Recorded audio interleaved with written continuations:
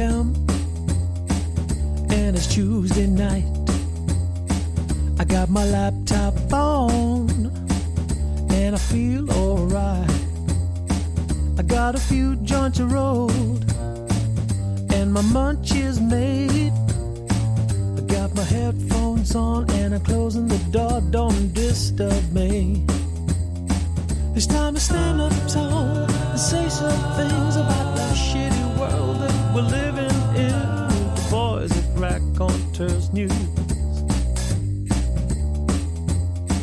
I say raconteurs, raconteurs, say raconteurs, raconteurs. I said raconteurs news, raconteurs news, raconteurs news. Raconteurs News, Raconteurs News, oh yeah.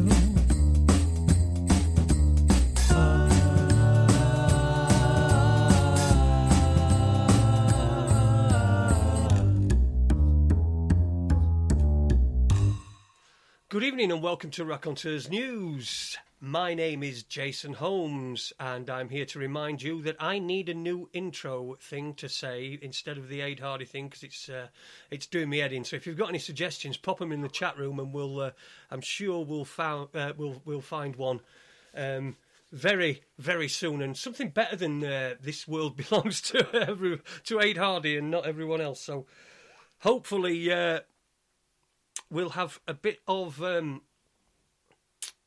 I keep getting messages.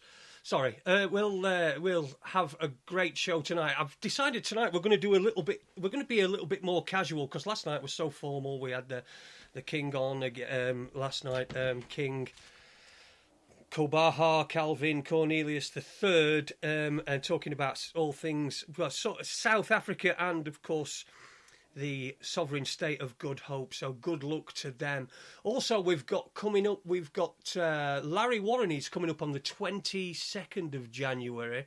We've got him penciled in. I noticed he's doing a lot of interviews at the moment, so we'll perhaps have a listen to them and try and do something a little bit different. But Andy's going to be sitting in with me on that one, so he should know where everything is. And on Monday, next Monday, that's the 15th, we've got Mark Conlon on. Now, we're going to do a variety of topics. Anybody who heard the Andrew Johnson interview will know that me and Andrew Johnson were having some discussions about the early days in the 9/11, well, let's call it a truth movement, whatever you want to call it. And there were some gems and things, and I'm going to get Andrew back on again, but Mark and I will on Monday be doing an hour on, I think we're going to do an hour on that, and then we're probably going to do an hour on UFOs, because I had quite an interesting discussion with him last night, myself and Andy. After the show, we had a discussion with him, and the subject of UFOs came up, so we'll probably get into that and 9/11, so that's next week on the 15th of January. We're in January, of course we are, 2018. So you're listening to Raconteurs News. We're broadcasting live on raconteursnews.com and on Spreaker.com. Just do a search for Raconteurs News. You can find us on Facebook as well. I'm just about, when I wind Paul up and set him going, I'm going to pop the Facebook Live on so you can have a look at what's going on, what I'm doing while I'm here. It's not very interesting, but hopefully as well, I've got a different setup tonight. So the sound, last night, I think the sound on Facebook Live was a bit poor. So if you're going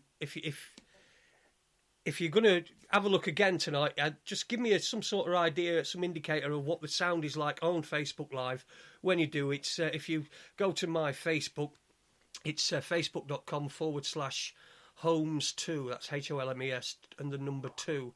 So so you can find me there, and of course I'm on @Beckham Coverup on Twitter, and we've got a Raconteurs News Twitter account as well. That's @Raconteurs News, unsurprisingly. And so let's get on with the show tonight. I've got one of my bestest mate guests We always have a cracking show with him. So I'd like to introduce to you, back with us for this evening, I think it's about a third or fourth time you've been on RN. It must have been about 5 or 6 you've been on RN. But welcome back, Paul Webster. How you doing, my friend? Nice one, Jason. I'm good, mate. Very good, thanks. Excellent. So, what's on your radar? What's going off at the moment? Are you doing anything? Is there anything in particular? Are you still on you were having a bit of a sabbatical from that sort of thing, weren't you? From all the warrants and that sort of thing, and you took a little bit of time out for yourself. So, what's the situation at the moment? I decided it was time. It was despite, I mean, it's been 10 years of a lot of stuff. You know, it takes its toll. It doesn't matter who you are, it takes its toll. But last year, a few other personal things happened as well. And, you know, at the end of the day, you just can't split yourself into all these pieces. So I took a little bit of a backward step. That didn't mean I didn't do anything, because thankfully, from within the last 10 years, and I've spoken to a few others who have, you know, been, I don't even know, you used a term earlier, the truth movement. I don't know what you'd call it. I don't like using terms like that, but when all this stuff came and slapped me about, and I started to research and I started to learn all this stuff about bills of exchange and things, and how the economy actually is meant to work, and I'm going, why don't people know this? And nobody wanted to know. Never mind, not only nobody knew anything, nobody wanted to know, Jason. And you still get that now. But there's more people doing it. I mean, it's quite humbling when you go down to, like, Nottingham. I went down to the BCG where Andy was there. And a guy waited for 20 minutes while I was talking to somebody else to shake my hand and thank me. And I've got this puzzled look on my face, because I'm going, I don't know this fella. What was he thanking me for? And then he tells me he's took a 4-hour drive, listening to me drone on at him for 4 hours in his car, because he's been watching my videos, and my videos changed his life. I haven't got a clue how to react to something like that, because, you know, when you're the one that's being kicked about and your teeth being put on the floor, and the police are all surrounding you and everything, and police at that, for asking a question, you wonder, you forget that somebody else might be going through similar, and it opens people's eyes. So it's been a very humbling experience. So even though it was a bit of a sabbatical, I'm not really gone anywhere. There's a lot of people taking many things forward now, not just from looking at my stuff, every different angles that I've not tried, because I've found a couple of nice little angles, and I think they can't deal with it. And I think the way I like to deal with things is the easiest route forward, and the easiest route doesn't always mean that it's easy as in you can just go and do it. That's not what I mean by easy, but the easiest route for me is, if somebody tells me that I'm liable for a bill, then they've got to show me why I'm liable. And at the very least, explain to me why you're sending me a credit check and then refusing that check as payment and wanting other payments off me.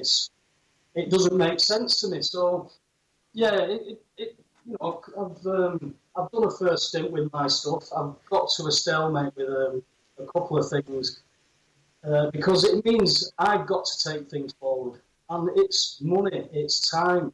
And doing a full-time job as well, sometimes it's just nice, you know, when you're climbing that sheer cliff, you get a foothold, you get a hand grip, and you might, oh, there's a nice little seat, I can just sit here for a bit, just take my time. And it's just been interesting to see what everybody else is doing. And, you know, there's a guy contacted me in the last couple of days about a bankruptcy thing, and I put him on to somebody else who was more down his neck of the woods. This guy was willing to come up. Now, I've not dealt with bankruptcies, so there was no way I'd want to go and be a Mackenzie friend in a court when he's contacted me 2 days before he was in court, which was today. You know, there's not a lot of preparation you can do in 2 days, and it was to do with council tax. And I knew somebody who'd just been dealing with bankruptcies, so they were down their neck of the woods. And he was going to come up, pick me up and take me down there and then bring me back. And it couldn't happen with work. And then during the interview tonight, I said, there's no way I can do it, but speak to this lad and see what he can help me out with. This lad's gone as a Mackenzie friend, turned it over. It's been won today. So even though it might not be me that's actually giving that information out, it's a network from a lad who I've spoken to, I've chatted with for a long time, put him on to somebody else, boom, boom, boom, done. And that's how this seems to be working now. You know, it doesn't mean that one man or one woman is taking this all through the courts on their own. Look at Tom Crawford. He's fought tooth and nail for years, as long as what I have. And he's still going on, but no, you know, he's not as prominent. You need that time for your family. Your family always comes first, no matter what you divulge in. Yeah, you've got to take time out for your family. Like you say, it does take a lot out of you. I just wanted to convey what happened to me today. I went out in the van and I came back about 11:30, and there's a clamp on my car. Not DVLA, was it? No, there were a clamp on my car. It was from Marston's. They put a little thing on the side and they popped a little letter through my letterbox. And so I phoned them up and I said, firstly, you've broken the law twice. And they said, well, what do you mean we've broken the law twice? I said, well, you've clamped my car. I said, first of all, it's illegal to clamp on private property. And secondly, it's illegal to clamp a car displaying a disabled badge. And do you know what the bloke actually said to me? Because I said to him on the phone, I said, look, you know what it's like. I've got no time for these people. But I said, what you're going to do is you're going to come back now and you're going to unclamp my car. And he said, well, whatever. And I said, well, if you don't, I'm charging you. After the half an hour, I'm charging you £100 an hour for every hour that it's still on my car. And so he got a bit snotty. I said, look, what you're trying to do is you've come up against somebody who knows the law. And I said, you've come up against somebody who knows the law. That's your problem. Somebody who knows the law, and you don't. And he said, I don't know the law. He says, I am the law. That was fantastic. So when they came, about 20 minutes later, they got a knock at the door, and I was up here in the studio preparing for tonight's show, setting up some technical stuff. And so they knocked on the door, so I leant out of the window. I opened the window, I leant out, and he said, can you come to the door? And I said, no, just take it off and go. I says, oh, it don't work like that. I says, oh, it does. That's what happens. You take it off and you go. I said, because by this time I'd displayed my badge, my disabled badge, in the window so it were there so that they could see it. And anyway, it was a bit of a standoff. How come? What's your disability? Yada yada yada. Do blah blah blah. Then they decided after they went and sat outside in the van for about 10 or 15, 20 minutes, and then they pissed off. So it was just weird. It was the arrogance of the bloke, and because I don't think they pushed it any further. I think probably if they phoned the police up and said, "Can we have assistance? Can we have assistance with you here at this address?" I think the police would have probably said, "No, we're not going there again." So, well, I wouldn't be surprised. I mean, I'm pretty sure. Well, the last copper that I saw, he said, "Oh, it's you again." I said, "Yeah." He said, "It's me again." I said, "You still won't come and talk to me." And he said, "Well," he said, "as far as I'm concerned," he said, "I'm not getting involved." And he just stood there and he let them do what they're doing, and then they walked away, and everybody was happy. But that's not happening at the moment. They're now starting to ramp it up, and it really does seem, Jason, that it looks like the courts have gone in, not the past the shop part, because, you know, there's people who have got very few qualifications if you're thinking about the terms of law, myself included, and you're talking up against judges not solicitors, but barristers. I've been up against QCs and barristers, and you're asking very simple childlike questions, but it doesn't fall into the rules of asking questions. So if I'd have taken a solicitor would not ask the question what I wanted to ask the way I wanted to ask it. Right. He or she would word it in a way that it would link me in to and direct me to where they could have jurisdiction. And that's what the point to this is. Now, you're asking these barristers and they don't know how to answer you. But judges are now having to have to step in, and this is what's hurt the judicial system, because there are judges and barristers and solicitors that are now seeing the system for what it is, and there is help coming from inside. There's no two ways about it. And they're amazed because some of these people have never even been switched on. You know, it's like somebody's just turned the switch on inside them and gone, oh, Christ, that's how this legal system works against us. I'm paying council tax I'm not liable for. What's going on? And I'll tell you, I've had some really interesting conversations with people out the legal system, and they're asking me, where did you learn this? I'm going, are you kidding? Are you kidding?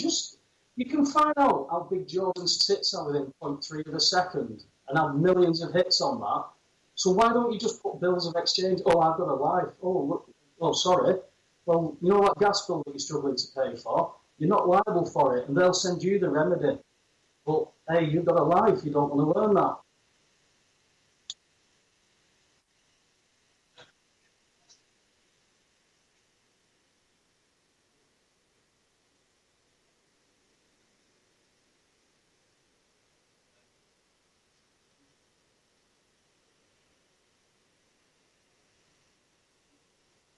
Sorry about that. I had my mic down. I didn't, Andy. Sorry about that. Anybody listening on RN or on Spreaker, I had me mic down. I did an Andy on you. I'm sorry about that. What I was saying is, it's so complicated that anybody that's new to this, or anybody that's that can't afford a solicitor, or can't afford the help, or is in a difficult situation. For a start, you're in a stressful situation anyway, which means that your emotions are heightened, and everybody knows that.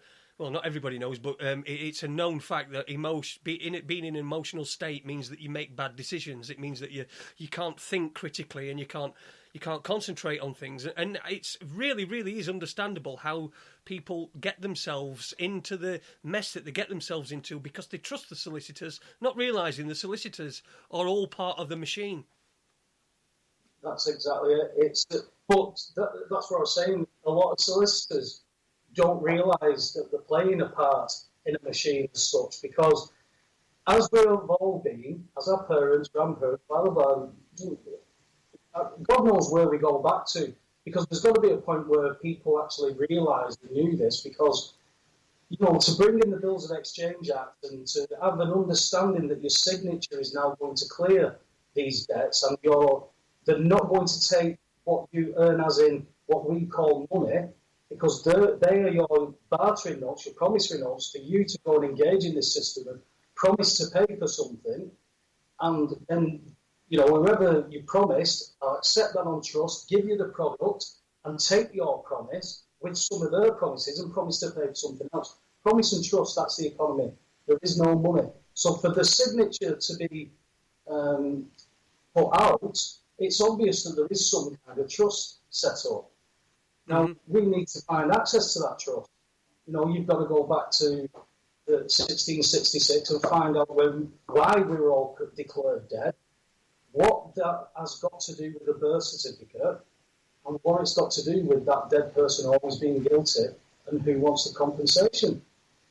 You've got to start looking into this, and if you're going to come into it coming from economic structures of what they're trying to, Keynesian economics and all these other economics that they're trying, forget it. This has got to go right back to basics. And, I don't really want to be an advocate of saying, oh, what we're going to do, barter for it. Well, I'll give it, no, we can use the money. There's not a problem with the system. It's how it's being run, and it's our standing in it. We're the creditors. Once we realise that, these people have no power. The police are now being chosen in recruits, for especially the people who not only don't understand any of this stuff, but don't care. Who don't care about it. I've not met one copper who knows the law. I've not met one in 46 years. I've not met a copper who knows the law. I've not had many dealings with coppers up until the last 10 years, but none of them know the law. They know how to interrogate somebody to get the right information. They know how to ask for signatures on forms, which becomes a bill of exchange to be produced in the court of commerce. There's nothing to do with law and justice here. If you're going into county and circuit courts expecting justice and you're not part of the commercial negotiations, then, you absolutely don't know where you stand in this. I didn't. I'm not preaching here saying I've known this all my life. I've met people who said, I've known this all my life. I've always known that the system was corrupt because my parents said the system's corrupt, but they always complied with it. But when it came to me and it did something to me, I knew I was right. And I knew not only was I right, I was in the right, and it was true. And it wasn't I believe or I think. It was as if I opened my curtains and look out and it's night time. That's how much I knew. I don't know the mechanism. I don't know the correct terms. I don't know where to take it or what forms at that point. I just knew it was correct. And when you ask simple questions like, what jurisdiction do you stand under in Smugmore? What jurisdictions are just standing under today? 4 minutes later, can I ask a question? Why have I got 6 armed police stood around me? That, you can't compute that very easily. You've never been in trouble with police. You've asked a question, you've not sworn at anybody, threatened anybody, or shouted. And you've got police.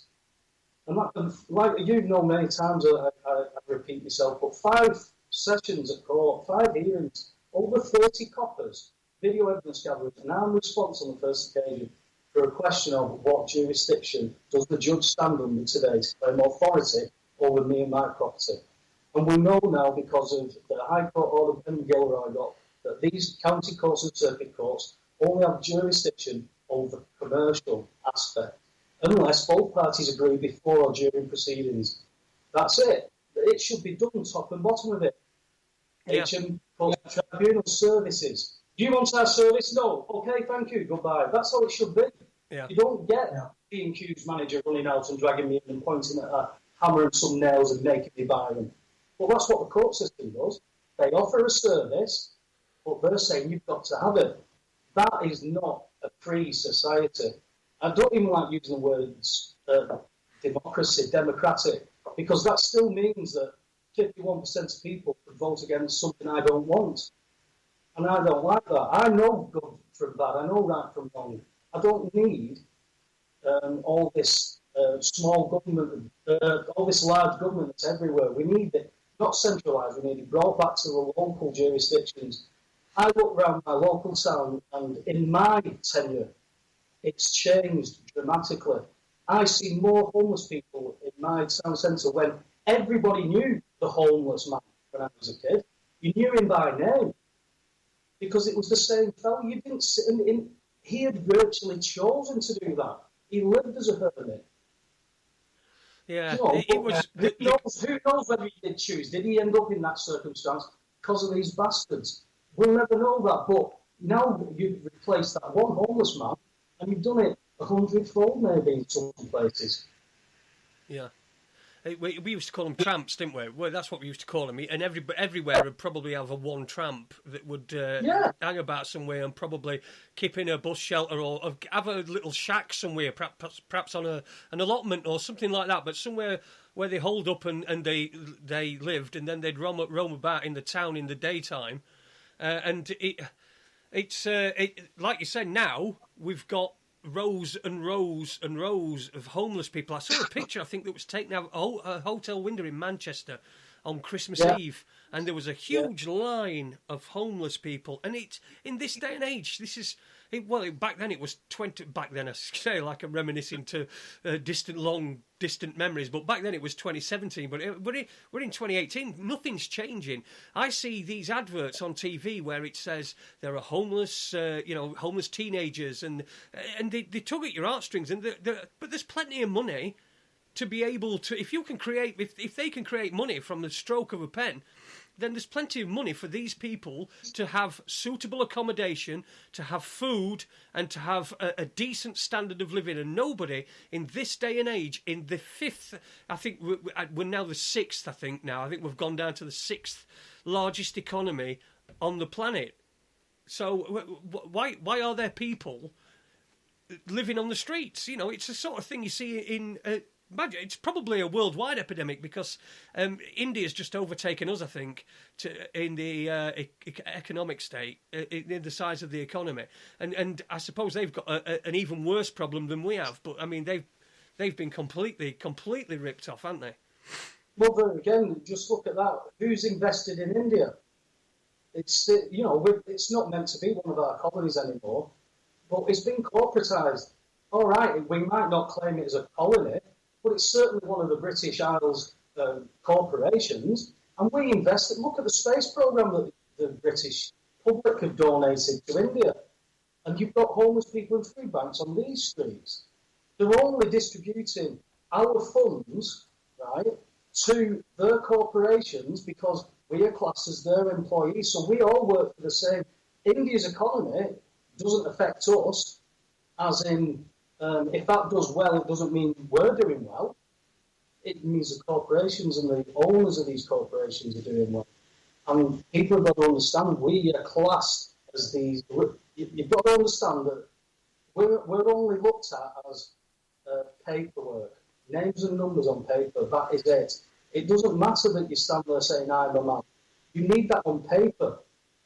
Now that's the parts where we're working towards with some of this stuff. Now you need something that is so tight and concrete that you can take it into any court and say, a county court, right? There's a claim against me.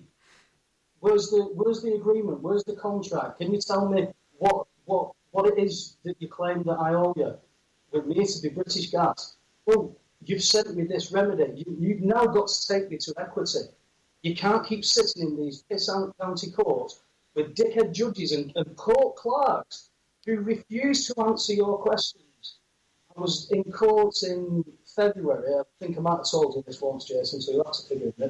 I was in court in February, and I was told, last February, obviously, I was told that the court clerk was not there to answer my questions.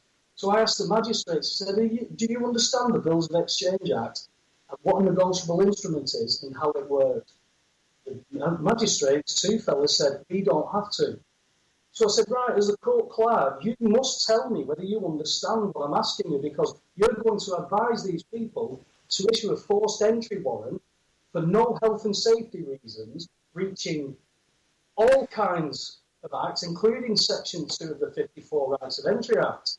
Under the Gas Act, you're breaching all that, and you couldn't tell me whether you understand it. I'm not here to answer your questions.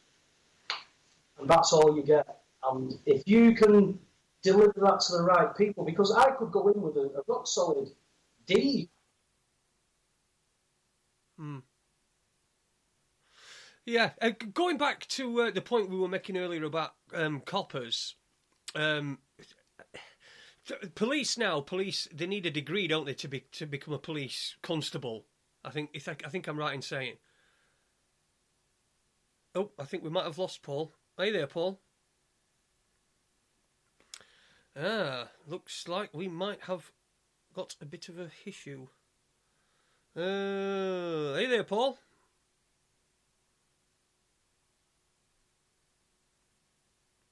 Oh, looks like we've lost him. Right, okay, well, let me just play a record and I'll try and get him back. All right, because hang on, we've got a bit of action going. There we go. Are you there, Paul? Have you got me now? Can you hear me? I can hear you now. Yes, That's right. Yeah. Skype froze, mate. That's why I had to go on Facebook. Oh, right. Your Skype's down, is it? No, you froze on Skype and it's just come back on. Oh, right, okay. Oh, I don't know about that then. So all right. Right, anyway, as I was... I wanted to go back to the point about police. Now, yes. I'm under the impression that to be a police constable, I think you need to have a degree. Is it? I know they're fast-tracked, but they do get a degree. Is that right? Not from what I believe nowadays. Right, but what my point is this: we're coming to a generation now. We're coming now to a point where the snowflake generation are reaching age, and we all know what they're like. They can't take criticism. They'll be offended by anything, and yada yada yada. So this is what is going to becoming police constables. So, with that in mind, I know there's been a push. So they know that they're going to get a load of coppers that are this. Oh, I'm offended, and I can't be this, I can't be that, and I can't. You can't say this, and you can't say that, and you know what I'm talking about, don't you? These snowflakes. So we're getting a generation that are going to be joining the police that are snowflakes. Now, I'm wondering whether the agenda, and I know that money's involved as well, but whether the plans to get G4S to do some policing duties, and there was talk about giving them arrest powers as well, wasn't there? I wonder if that's a way of countering the snowflakes that are coming in with the roid-ed divs that are going to be working for, these guerrillas that are going to be working for G4S. What do you think about that? I mean, it bears thinking about, doesn't it? For me, it seems to me the plan that they seem to want to put in with the plastic police, the G4S ones, they're going to be like the brown shirts for the Nazis, and then you're going to have the proper militarised police now. They're going to be the ones who are going to deal with all the heavier stuff. That's how it seems. I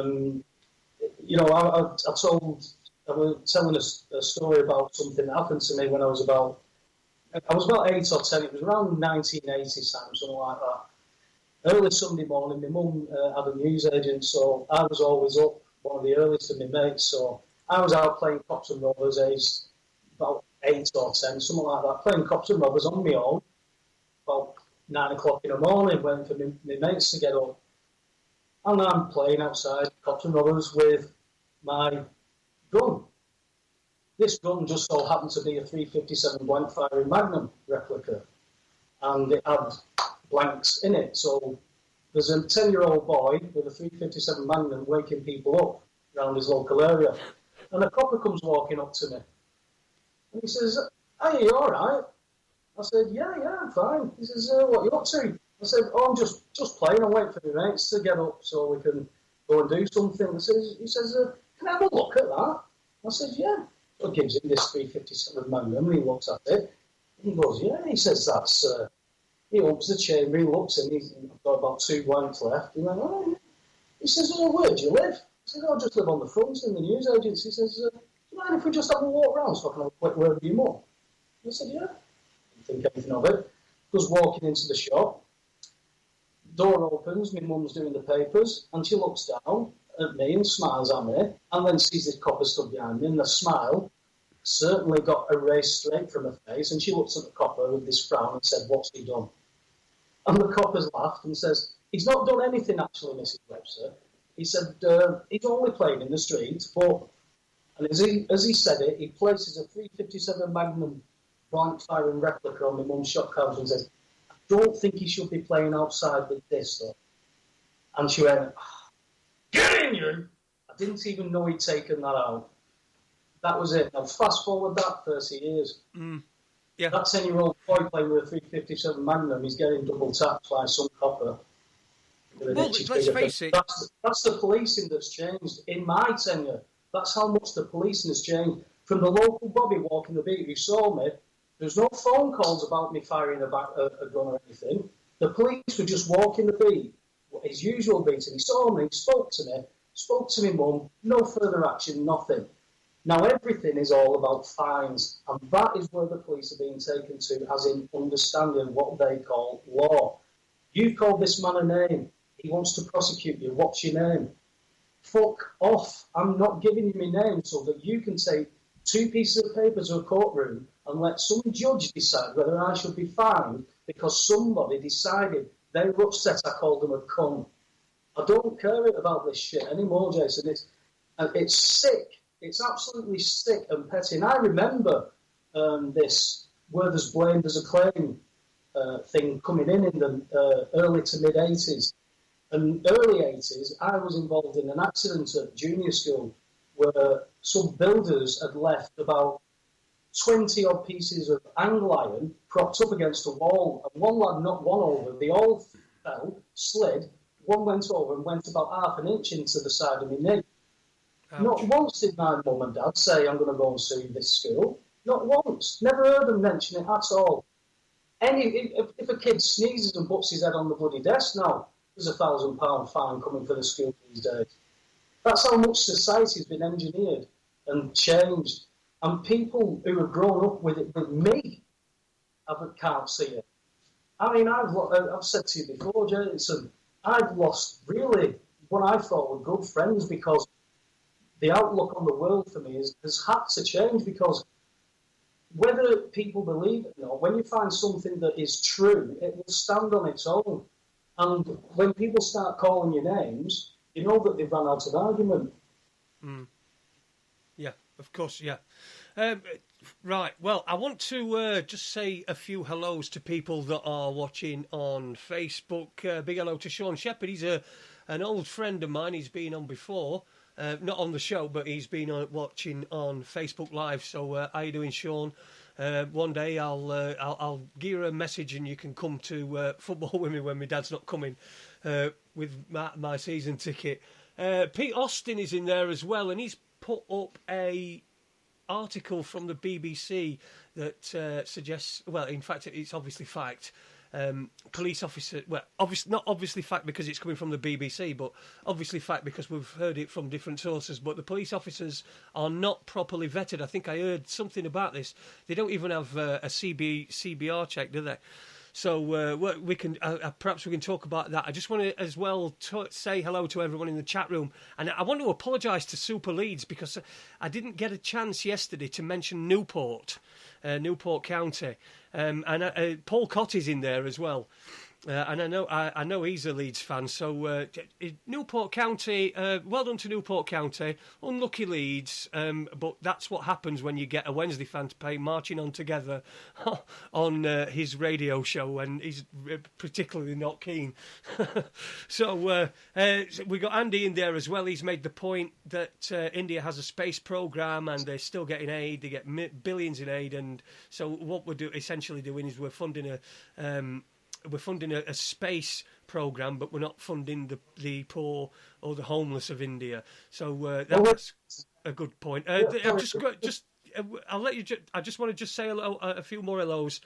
Sock Wank's in there. Yeah, he's. I think that's my mate Heath. But he's in there as well, and there's a few more people in the chat room. You can go to the chat room. It's at raconteursnews.com. If you go to the homepage, it's live on there, and you can get into the chat room. You can do it anonymously. It's really good, or you can chat on Facebook Live. But then obviously I'll know who it is and who's commenting. And I noticed we had Danny Bampin in the chat room on Facebook Live earlier on. We've got a couple more people have joined. So, yes. Right. Where were you going to go? After all that I've just said, I've just wanted to just appease people because I know people are here and they do like to be acknowledged, and I like to acknowledge them as well. So, where were you going to go when I so rudely interrupted you? No, you didn't interrupt me. I'm just reiterating what you were saying about the Indian economy. It's not just the space program. We've moved companies over there, Jason, that we're funding their economy. That's why they are surpassing us, because what do we manufacture here? Nothing. Not much, anyway. I've just heard the Speak car plant. They're on about losing jobs again. they're making cars and it's keeping people in jobs, but there's nobody to buy these cars. You've got car graveyards everywhere with brand new cars that have never been out on the road other than take them to this car park. And nobody's buying them. That can't be sustained. Then you start talking, well, if that can't be sustained, what about everything else? And then you start looking at fair and sustainable. That's been brought in by the Ministry of Justice, and it's also been brought into Agenda 21 and 2030, whatever you want to call it. You can't not join these dots and think they're all related, because if you don't, if you can look at this, what's panning out in front of everybody, and I mean, look at it, I mean, turn EastEnders off through the week, watch the omnibus or something like that, just spend a bit of time, half an hour, a night or a day, just looking at this stuff, instead of coming from a belief, an indoctrinated belief, because I could have easily done that. I can create cognitive dissonance as good as anybody. I've just done it to myself today. I've thought the benefits of not going out for a run today and staying in. And I've, well, I can always go tomorrow and this. I can always appease myself. But when you find out something, and it's like something shocking where somebody wants to take your family a house off you, you start looking into the truth of it, and you think naively that they're going to respect you for actually reading up and knowing what you're talking about. And that's not what they're like at all. The system is there to rape everybody financially. Nobody can own property in this system. I've upset friends at work who have said, oh, I'm nearly, by this time next year, my mortgage will be paid off. I'll own my house, lock, stock and barrel. No, you'll own the equitable title. You'll own the property, not the bricks and mortar. You don't own the allodial title. It's not designed for you to do it unless you can show that you are this live, breathing person. And that's not standing in front of them saying, look, I'm breathing, I'm alive. It's in paperwork. You don't exist in their world. You know, I always remember Vinnie Eastwood hissing his side at me because I said the whole point to having a hearing in a county court is not to be heard.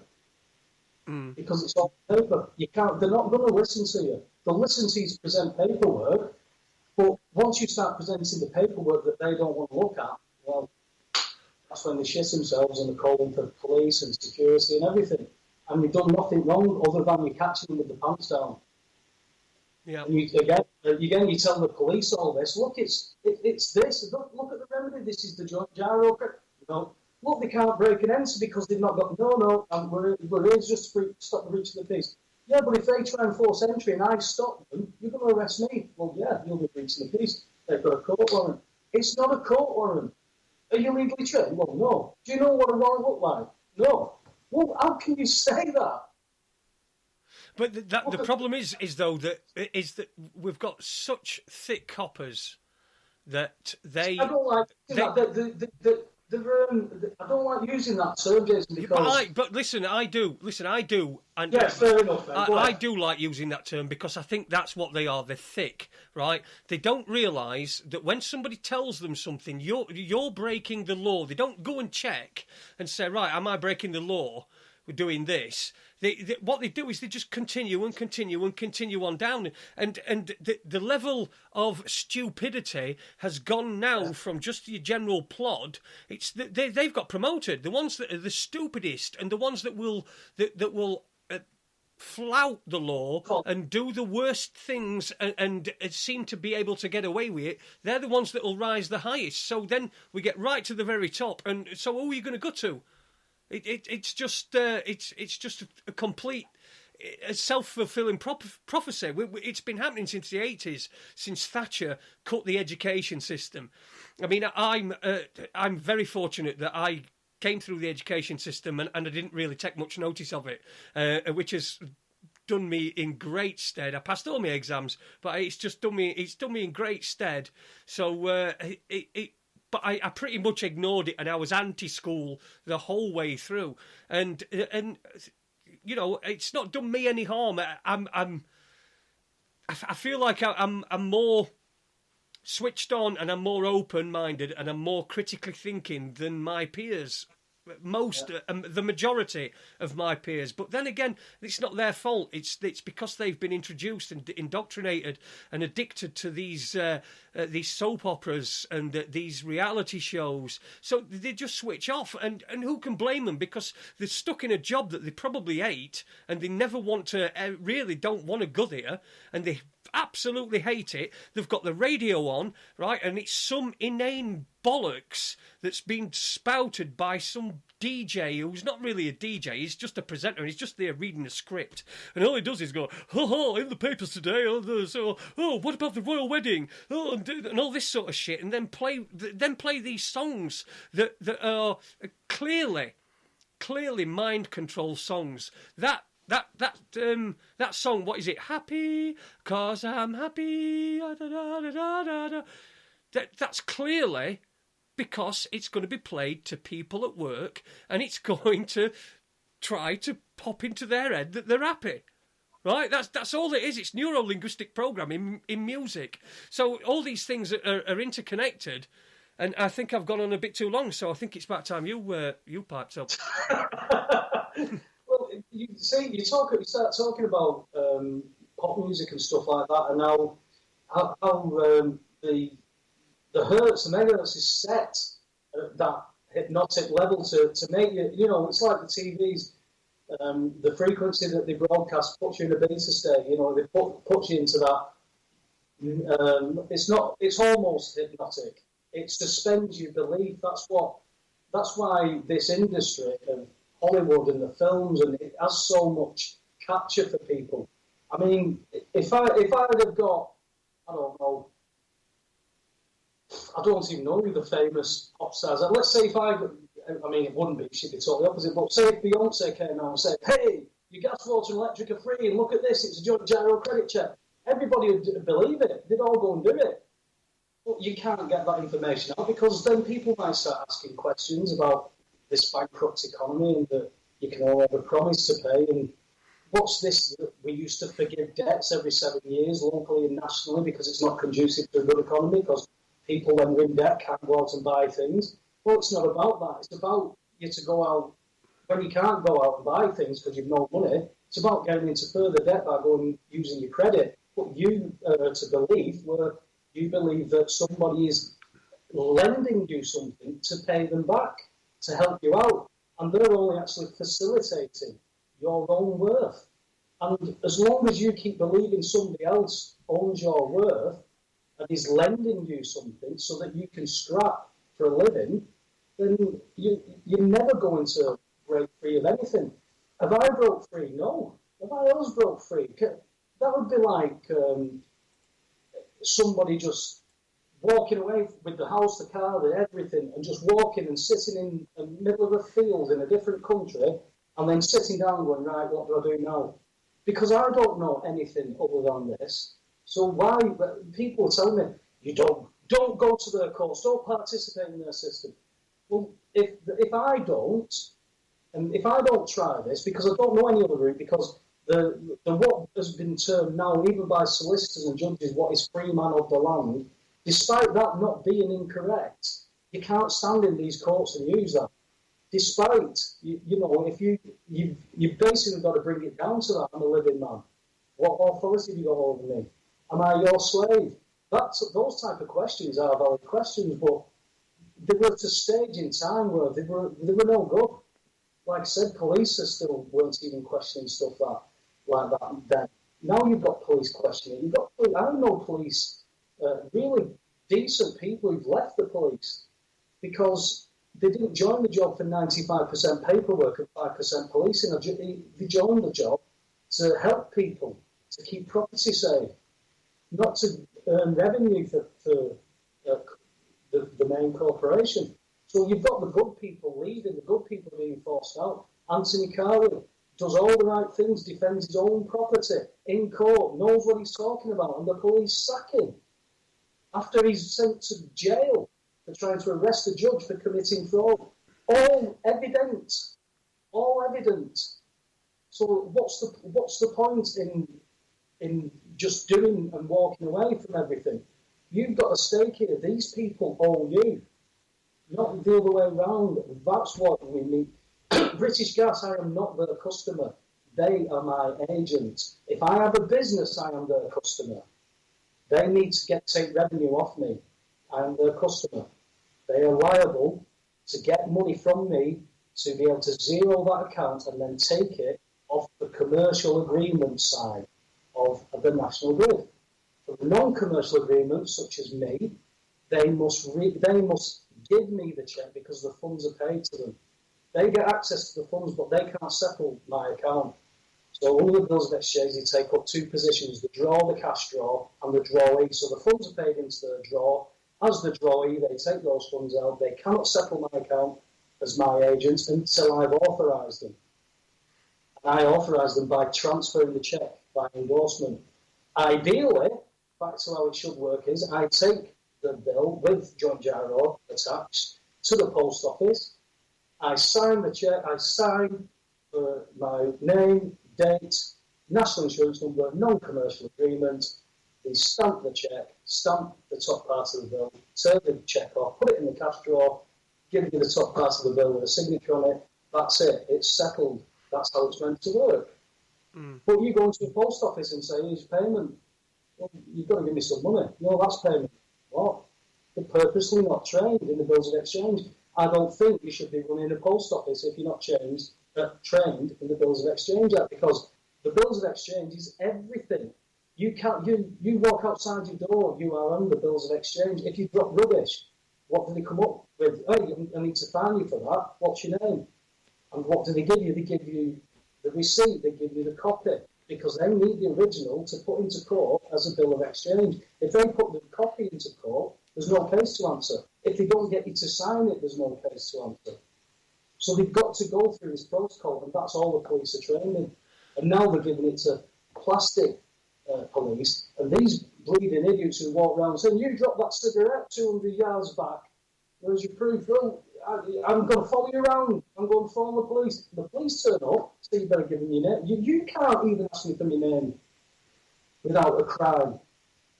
There's no crime committed here. And we know that for these people about being fined 200 quid for a cigarette end, I don't agree with that. I think you're a tramp if you do that. But if you're doing that, you're being fined 200 quid for it, and then there's a victim surcharge. There is no victim named until he's been found guilty. So until the name, address, and the signature are all in place, and the judge has jurisdiction and consent, there will be no victim surcharge because there is no victim. And you never get the case management to show you who the victim was because there isn't one. It's just all made up, but we're trained to comply with it, and that's what we do. We just rattle along our track. Yeah. Like British Rail, we're getting there. Yeah, but they're not, are they? They were never getting the British Rail. No, we are now. But that were on purpose as well, because that gave them an excuse to privatise the railways, and we all know how well that's turned out. We've got the world's highest railway prices. So anyway, look, you went on for so long that I want to take you right back to something at the very beginning. I just want to make a little point. We're going to go to a break anyway because we're nearly at the hour mark. But I wanted to just make a point. When you talked earlier on about freedom and how nobody can be free, that you see, as far as I'm concerned, when the first person is truly free, then everybody will be. Nobody's going to be truly free until everybody is. Yeah, I'm very excited about something that I'm privy to at the minute. If I've got to get my head around it, but if it works how I think it works, I've spoken to a few people about it, and it sounds right. It could be a massive game changer. It could give you just what you're talking about. It really could. Brilliant. Well, I'll tell you what. We'll get into that in the second hour. You can tell me whatever you can tell the viewers. Frigging hell, viewers! I have got viewers. I'm not going to. I can't go into it, Jason, because it is delicate at the minute. As far as I'm aware, there's only one guy working on it. Two guys working on it to fruition, and until it's gone through, I won't talk about it. But people need to start looking at trust law. That's all I'll say. All right, plenty of other stuff we can get into anyway, isn't there? So I think I know what you're talking about, and I completely agree with you that we shouldn't be talking about that at this specific moment in time, or Pacific if you're Del Boy. Listen, you're listening to Raconteurs News. I've got Paul Webster with me. We've an hour as well. It's come to meet us. The hour mark has come to meet us. You know what I was doing then? I was just trying to avoid saying it's gone past fast, because I know that's what Andy used to do. Keep the comments coming in the chat room as well. And if you're listening in the chat room, if you're listening on Spreaker, go to raconteursnews.com, and on the homepage you'll be able to listen as well, and there's a chat room there. There's some great people in there, and they have some great fun. We'll get into the second hour right after. Well, let's play a record, shall we? Play a record. Webby, left or right, mate? I've got two records lined up. I'm going to play left or right first. So give me left or right for first one. Read. Hey? To read. To read. All right, we'll be back after this. These.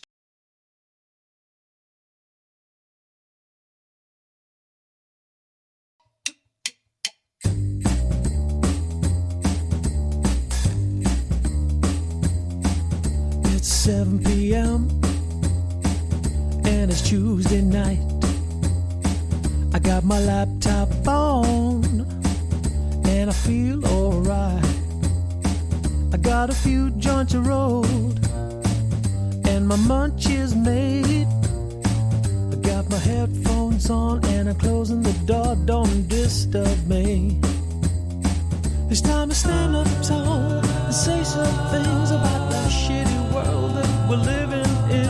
The boys at Raconteurs News. I say Raconteurs, say Raconteurs, I said Raconteurs News, Raconteurs News, Raconteurs News. Raconteurs News, Raconteurs News. Oh yeah.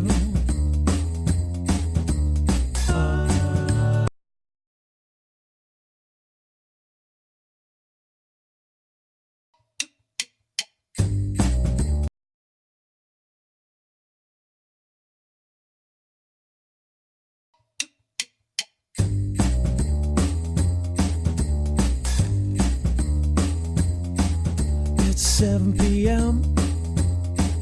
and it's Tuesday night. I got my laptop on and I feel alright. I got a few joints to roll and my munch is made. I got my headphones on and I'm closing the door. Don't disturb me. It's time to stand up tall and say some things about the shitty world that we're living in. The boys at Raconteurs News. I say Raconteurs, say Raconteurs, I said Raconteurs News, Raconteurs News, Raconteurs News. Raconteurs News, Raconteurs News. Oh yeah.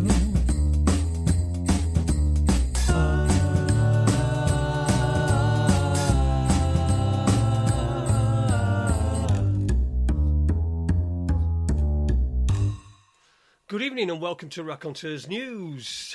My name is Jason Holmes and I'm here to remind you that I need a new intro thing to say instead of the Aid Hardy thing, because it's doing me head in. So if you've got any suggestions, pop them in the chat room and I'm sure we'll find one very, very soon, and something better than This World Belongs to Aid Hardy and not everyone else. So hopefully we'll have a bit of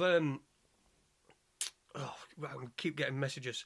Sorry. We'll have a great show tonight. I've decided tonight we're going to do a little bit. We're going to be a little bit more casual because last night was so formal. We had the King on last night.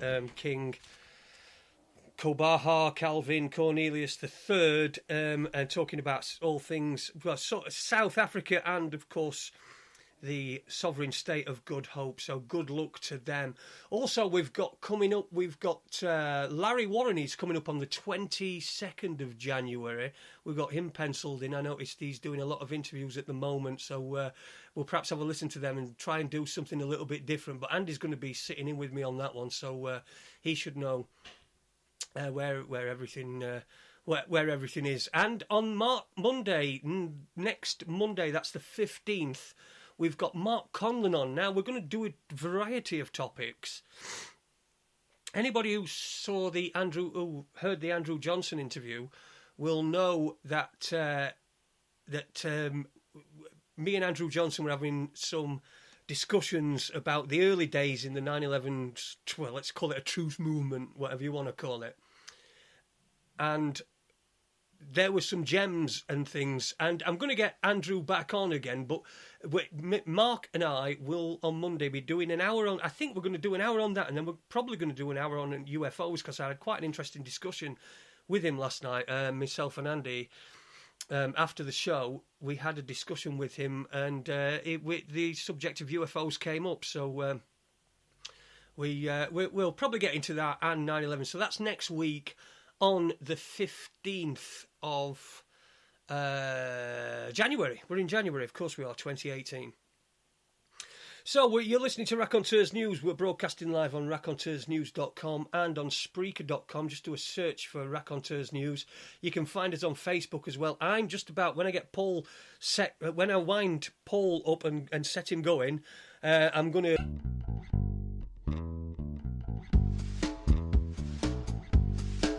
I got a 6-pack of beers in my fridge and I'm really thirsty.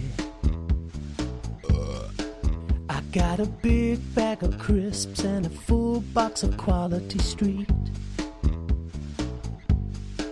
I got some microwave pizza and some microwave fries. Got some microwave hot dogs that have burst down the side. Got a big bar of chocolate and a big fat bag of weed. I got some money in my pocket in case I need to go and get me some more. I hear the postman knocking, but I can't be asked to answer the door, because I answered yesterday and the postman said to me, "Will you take this package because there's no one in next door, you see?" And I said, "Yeah, I suppose I'll take it." Wankers. Some friends of mine are coming round to practice because we're starting a band. This is our first rehearsal, and I know Rome wasn't built in a day. Yeah. So take your instruments in hand. We're starting off in G. Just let the music flow. Yeah, who knows? We could make history. Here we go, boys. Are you ready? Let's rock! 1, 2, and 3, and 4.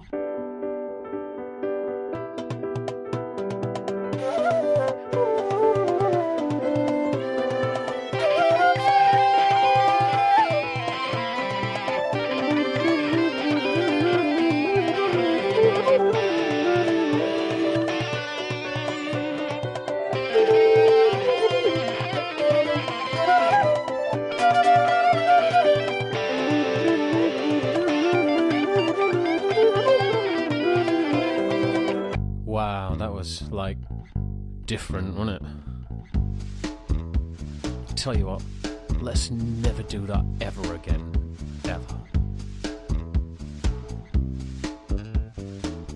Let's finish off with a farting competition. Loser skins up.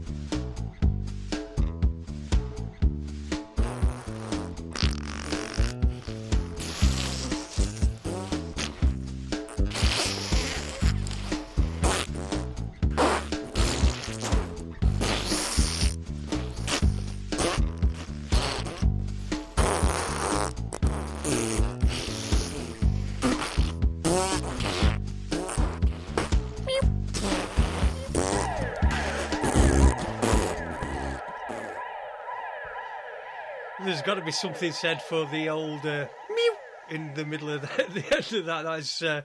That's Heath Microwave Pizza, and if you see the video to that, there's a video knocking about. I think it's on my YouTube channel. That is Alter Edge Media. If you go onto there, you can see the video to that. It was an absolutely superb video, which I star in, by the way. So not only do I get songs written about me, I also star in them in videos as well. But not very flatteringly, has to be said. Thanks for that, Heath. Right, I just noticed we got. In the chat room on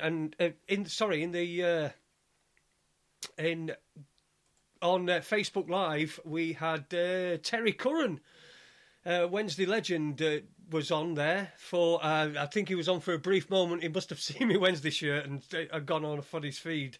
So he's been into. He knows we're here anyway. So that's a proper football player. That is Terry Curran.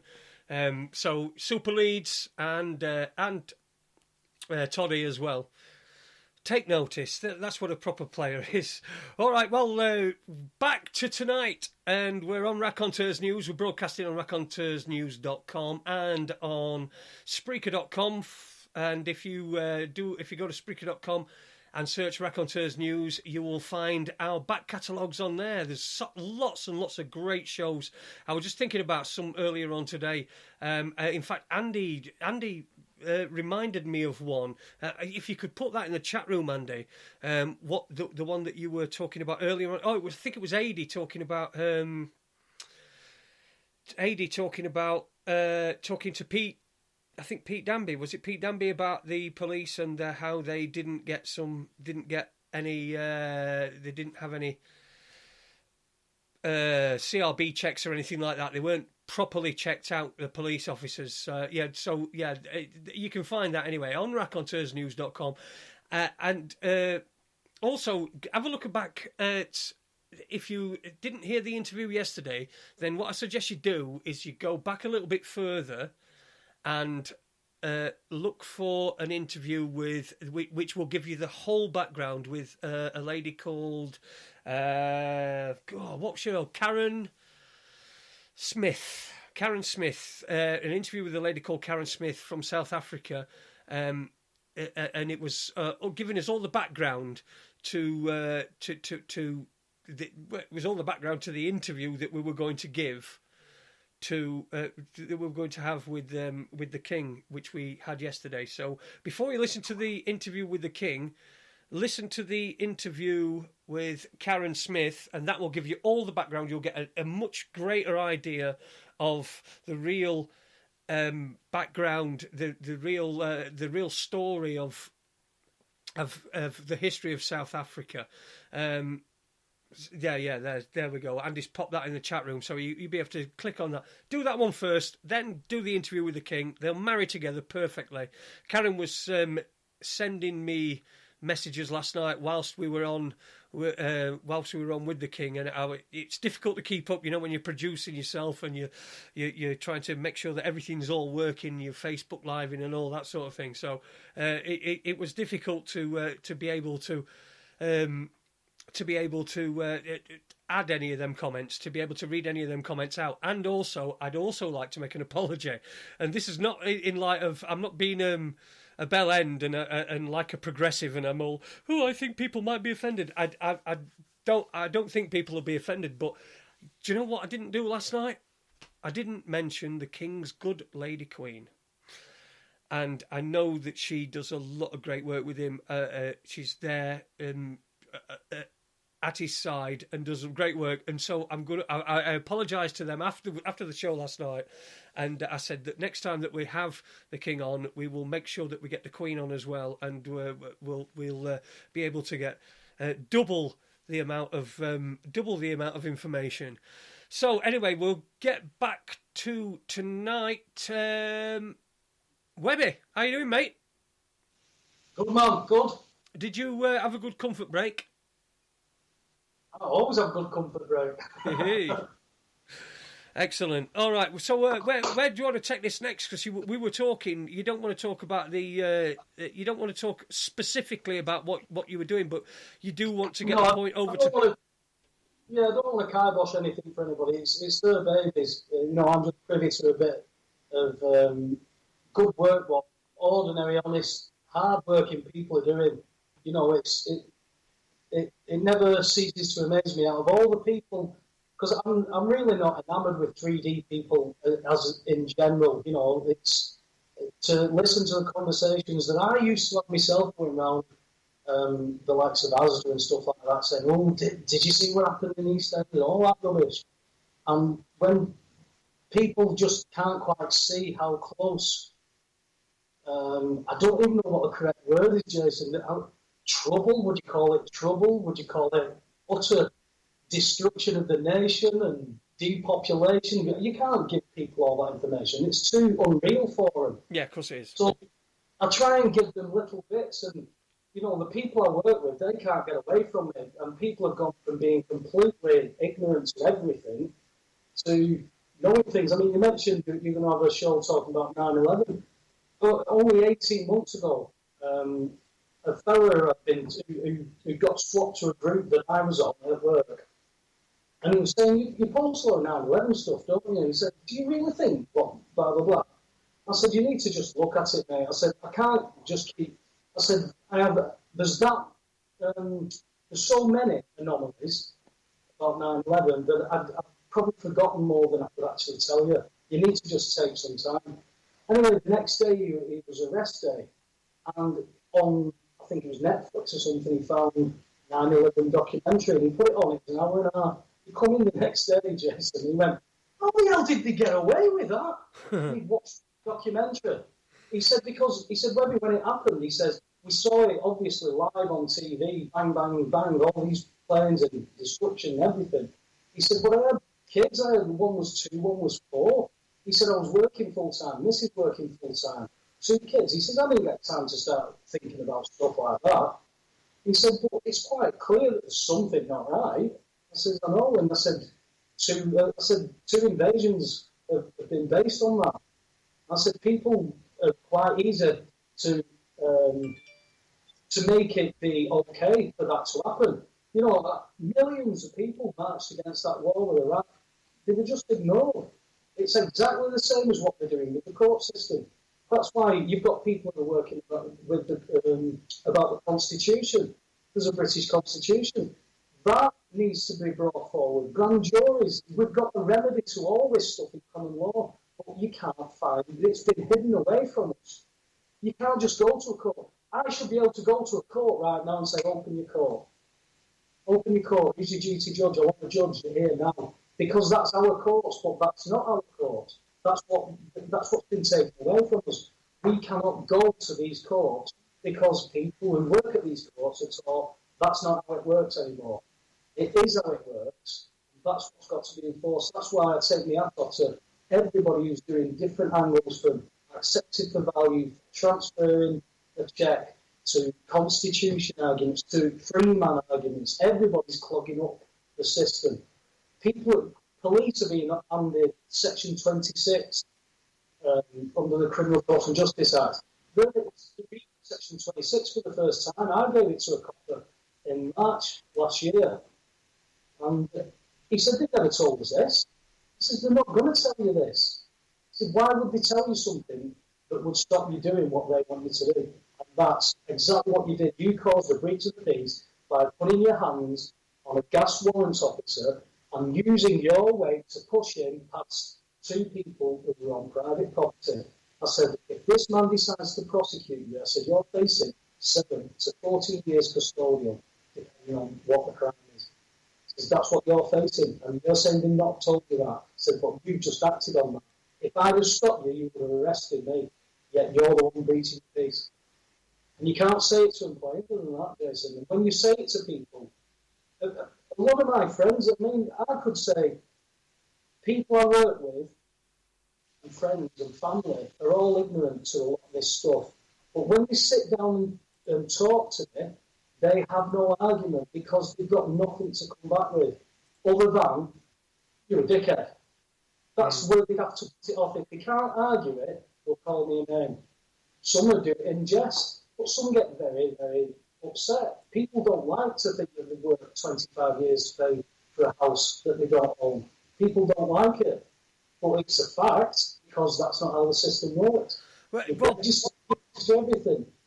Well, Paul, I've got to say, I think you're probably the only person that I've ever interviewed that has gone from 9/11 to Section 26 Told you I can do it. in one sentence.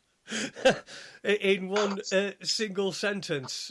We've got people in the chat room who are asking whereabouts, where are you from? I'm more or less in between Manchester and Liverpool. Okay.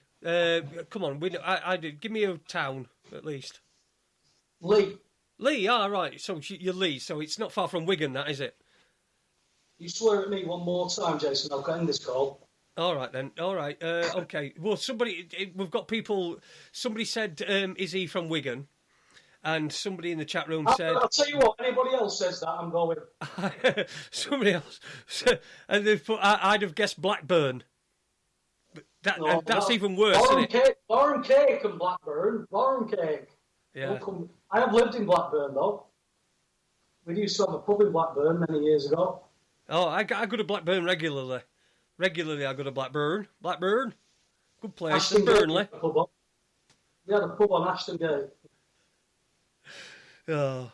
Yeah, so the only man that can go from 9/11 to Section 26 in one sentence, we've got him on the line with us here.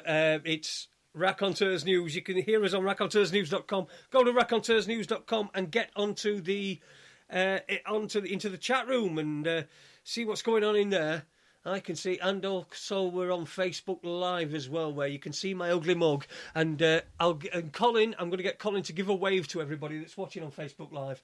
There we go. Way, there you go. Colin is standing over me, making sure that everything that I do is,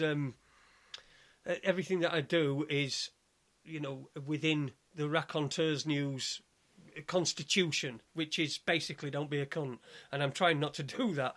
I'm trying not to be a cunt. So where we're going next, Webbs? Have you got? What's your? We've got about 40 minutes left. So how else you want to cover? Anything, everything. There's so much going on at the minute, Jason. Well, I'll tell you what. Can I ask you a question? I'll ask you a question. Let's see. Where the fucking hell have all the terrorists gone? Have they had 2 months off for Christmas? No. MI5, MI6 and GCHQ are all over this shit. It's obvious, isn't it? Do you know what? I think there's been a massive change. Instead of people trying... Once upon a time, it seems to be there's a change in the balance here, because once upon a time, people were trying to prove that something was a false flag. Now it seems to be that everybody's taking it as a false flag until it's proved right. I mean, look at this Las Vegas shooting, this mass killing, and it's gone. Nobody's talking about it. The Sandy Hook massacre in the school in Connecticut in 2012. I speak to people now who don't even know what the hell I'm talking about with that. Yeah. So all this stuff that is happening, and these terrorists, they always seem to carry ID, be it a passport in most cases, but they always seem to carry ID, and they're always on a watch list. And because of things like 9/11 and because of things like 7/7, where you've got 4 people who were, it's very, very reasonable to ask the question: were these 4 bombers, I put in speech marks, not part of an exercise and a drill that was always going to go live, but was fucked up straight away when that train got cancelled at Luton? And the official narrative never addressed that. They just chose to ignore it. So those bombers couldn't get to those trains, yet the bomb still went off. And then there's 3 shot dead in Canary Wharf on the same day. That was only broadcast live on the day, that. Mm. So they didn't get to these trains. Or it's obviously, there's an obvious question as how did they get it? And the official narrative will not address it. So therefore, for me, that raises questions. And we've had so many conversations about this in the past. When you ask a question about something, no matter what subject it is, if they don't want you to talk about it, they'll call you names. Or if they don't, if you don't believe you, they'll call you names. You know, I think you've had more than one or two discussions about things like Holocaust on here. You can't ask questions about it. Certainly if you live in Europe, ask that bloody 87-year-old grandmother who's doing a third stint in jail for it. You know, there's something not right about that. You should be able to ask questions about everything, not be ridiculed, because not everybody knows everything. I learn something new every day, and I'm so glad that I do, because if this world is everything that I thought it was 20 years ago, then I might as well have just nothing should have changed. It's obviously not. This world is not what we are taught. History books lie. Everything has been a lie to us. Our parents have lied to us because you trust your parents, but they were lied to. But at some point, that has been taken control of. Where we go back to with that, I don't know, because there's got to be a point where people knew more. But it was easier to control people through violence than it is now.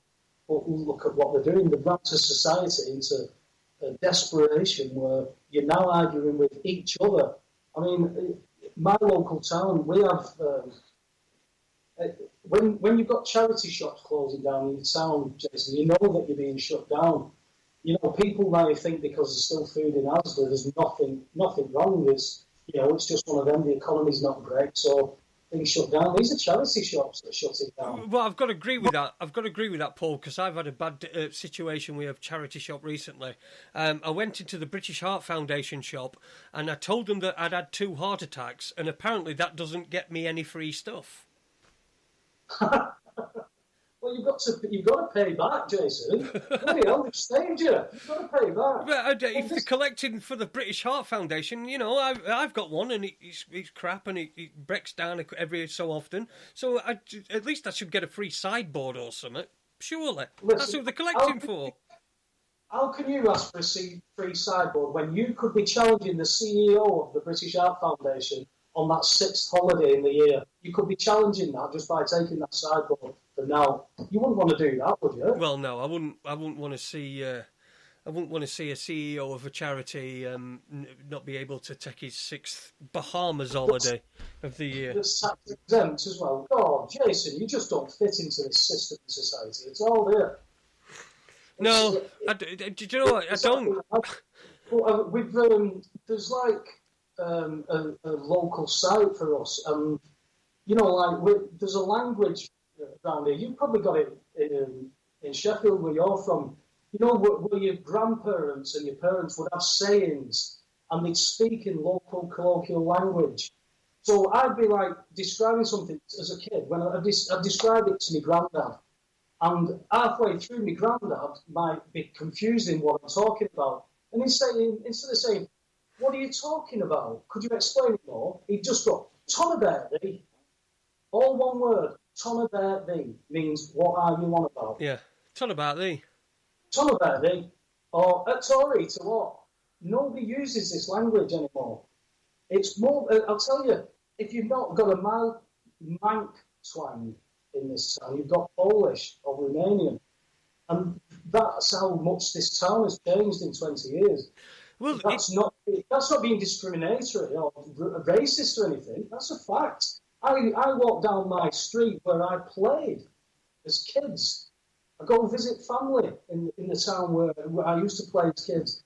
And you walk down, you don't hear a local accent. You don't hear it. And we used to have, like, this town was self-sufficient, wealthy. They gave sovereignty up to that frigging town that they keep mentioning, beginning with W, Wigan. They gave up sovereignty to Wigan Council. League got nothing. And Lathers always get... I was brought up to 8 Wiganers. The pie-eating bastards, that's what I was told. And the Wiganers were the same with us. But we're called pie-eaters because of the miners' strikes. The miners' strikes were pitted brother against brother, father against son. You know, these towns have felt prosperity and nothing. And we're neither either of them at the minute. We're in between. But you can see where it's tipping because only 4, 5, 6 weeks ago, we had a lad die in Leigh. He was homeless, living on the street. couldn't get food for his dog, so he got food for his dog, but he died because he didn't have any food.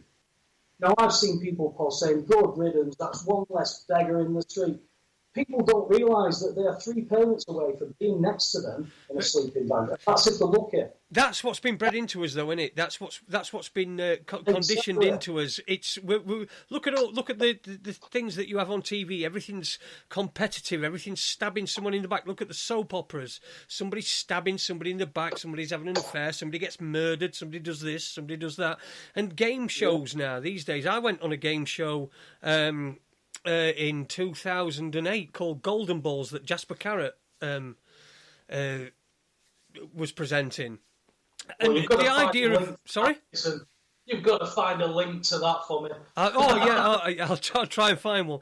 I went on that, and the idea of that was you were supposed to lie. You were supposed to lie. Obviously, I was out second because I'm not very good at lying. So, that was the whole point. And it seems that TV games now, it's like these shows, instead of people playing against each other in like an even contest, it's like adversary. So what you do is, if you get something, you can destroy one of your opponents, or you can cut them out of the game, and it's all that's what's happened, is that people have become like that, and that's how they see everything. So when they see a homeless person in the street, they think, well, they don't really think, they just think they're a piece of crap. They look at them and they think, I don't recognise that. I don't see that on TV. So obviously that person's making that choice. I don't see that all over TV. All I see on TV is good stuff and people stabbing each other in the back and doing that. So why should I care? And that's just the way that we've been conditioned again. And we allow ourselves for this to happen. It's like all these groups, right? All these organisations. Take, for example, kick racism out. Kick it out. What is that racism?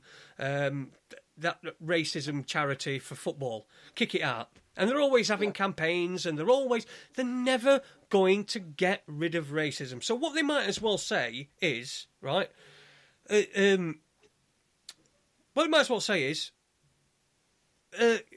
listen, everybody, this is what they're actually saying. Listen, everybody, there's this thing called racism. Now, you young uns won't know about it because it were a bit old-fashioned, but it were called racism. And what you would do is you would, as somebody of another colour, you would abuse them if you were white, right? And that's what they're taught, right?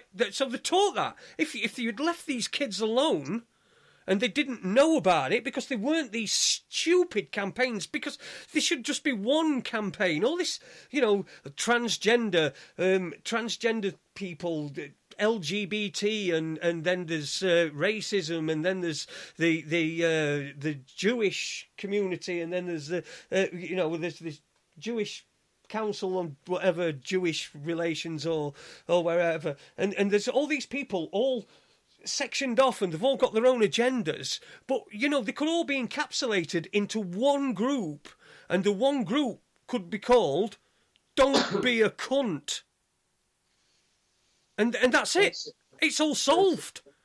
But no, all these organisations, the money pits. They're always raising money. They're always doing this and they're doing that. Like I think they had a. I think there was today. The FA have said that they have to. Any club that's interviewing for managers has to at least interview one ethnic minority. Wasn't there an article a couple of months back that the BBC only asked ethnic minorities to apply for a certain job, or the jobs that they put out? That's right. That's right. They'd only consider ethnic minorities, and these are the things that divide people, because it makes everyone feel like a victim. And I'll tell you why. People who are black or Asian or a minority, they are told that they're victims, right? They're told that they're victims, and then the people who are white and indigenous and perhaps against them, they're told that they're victims because these people are coming into this country and that's the problem you got. So you got the Drongo element that will just take that. Oh, Skype's down. I think Skype's down. Paul, I've just got into a little bit of a rant there. Let's see if we can get Paul back. Paul, but what the point I was trying to make is that what it does is it divides people and it makes everybody into a victim. So people who feel that immigrants get a better deal than they do, than indigenous, than people that were born here, that they feel like victims, and the immigrants are made to feel like victims, even though they probably don't feel like victims. They probably feel, really good that they're in a different country. So it's just anyway. Paul, back to you, mate. Back to you. Are you there again? We don't seem to be far from being a minority at the moment in this country, the way things are going. And again, this isn't about racism or anything like that. It's seeing what's happening throughout Europe. These countries are saying they're going to allow all these people in. You've got Sweden, whose rapes are up by 400% since they started to accept migrants. Now, whatever you call them, these people are being used. I've no doubt there's some genuine, maybe a majority, I don't know. But when you've got rapes up 400%, the police have got no-go zones that they're scared to go into because it's racially primed for something to kick off. And the issuing women with "please don't rape me" wristbands instead of arresting people, you know that there's something not right.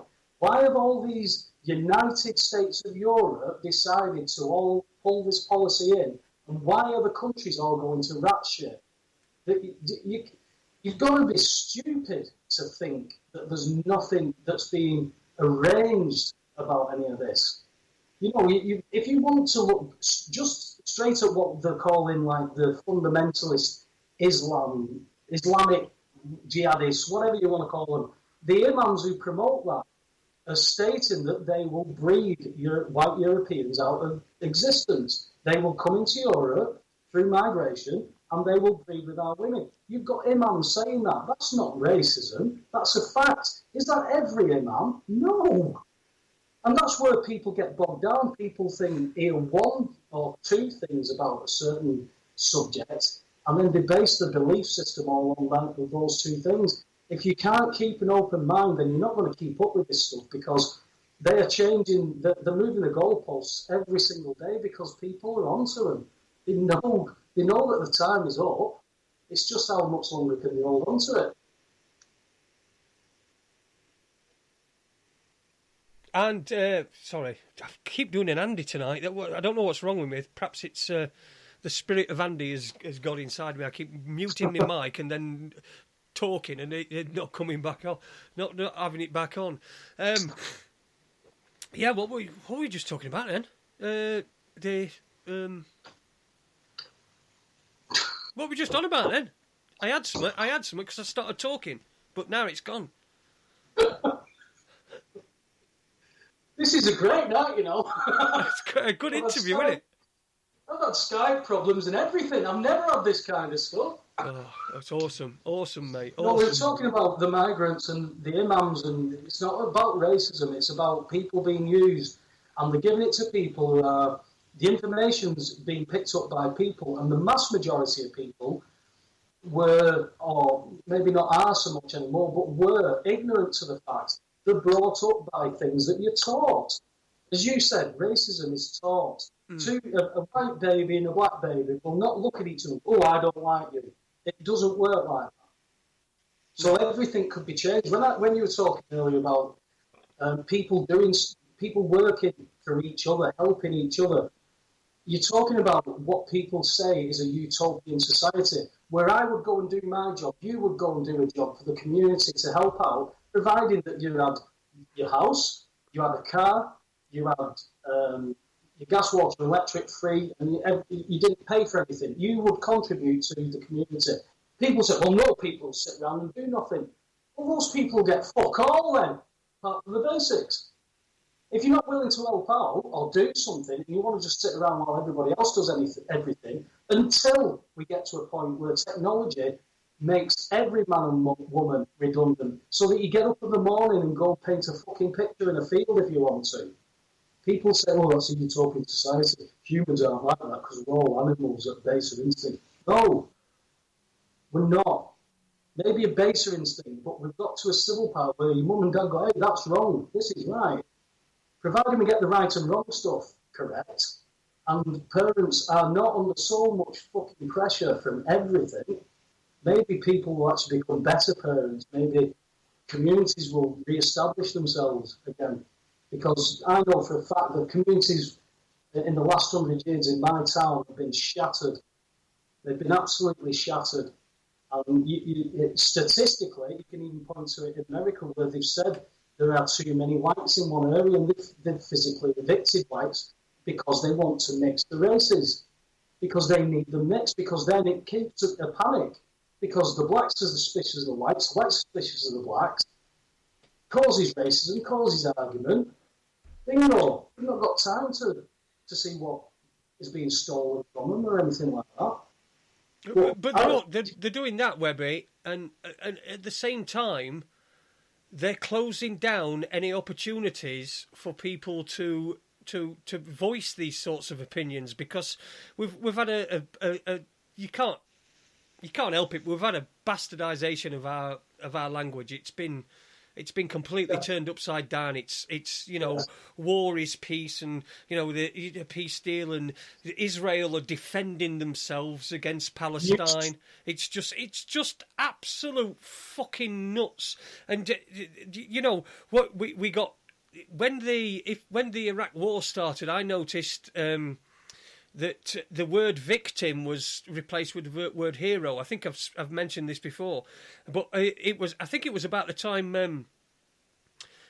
What sealed it for me, because they were doing this for the sake of the soldiers. If a soldier was killed, he were a victim. No, he weren't. He were a hero. They called him a hero instead of a victim, and that somehow, absolve them of any sort of fucking blame. You know what I mean? So because he died a hero, so who don't want to die a hero? So they've bastardized our language with things like that. So the word victim has been replaced by hero, and I noticed it.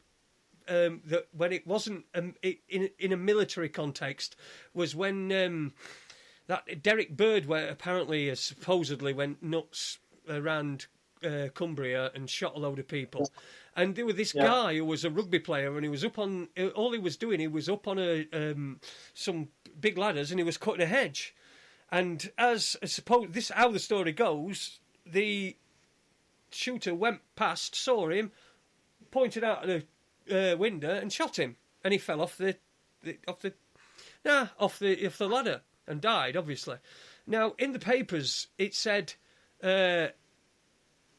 They called him a hero. They called this a rugby hero because he played rugby for somebody or something. And they said hero. He was a hero. It's just he weren't. He was a victim. Yeah, I know what you mean. I know what you're saying. But language has been knackered, hasn't it? It's news speak. It's double speak. It's exactly what you're saying. It's not only that the words. The changing from being a victim like that to a hero. So you're thinking about his rugby rather than a poor fella who's probably been nagged at by his missus to cut the edges, and he's dead. This language thing. Well, we know about the legal stuff. I mean, I say to people now. Obviously, you've heard the term where people say, "Are you the driver of this motor vehicle?" And it's so easy to explain to somebody. I said, well, if you're a driver is a person. That's not you. What do you mean I'm not a person? A person is a company. It isn't you. It's not a man or a woman. And that driver, the person, uses a motor vehicle on public roads for monetary gain. Taxi driver, bus driver, coach driver, delivery driver. You're travelling. that is the only way you can differentiate when you're talking to these idiots with a uniform on who want to fine you for doing nothing wrong. I mean, I don't advocate drink driving. I don't advocate doing 100 mile an hour down a 30 mile an hour zone. But at the end of the day, if you parked up on your own drive, hit nothing or hit nobody, then you've not committed a crime. Again, I'm not advocating that before any idiots want to say anything about it. But I'm saying there's no crime committed.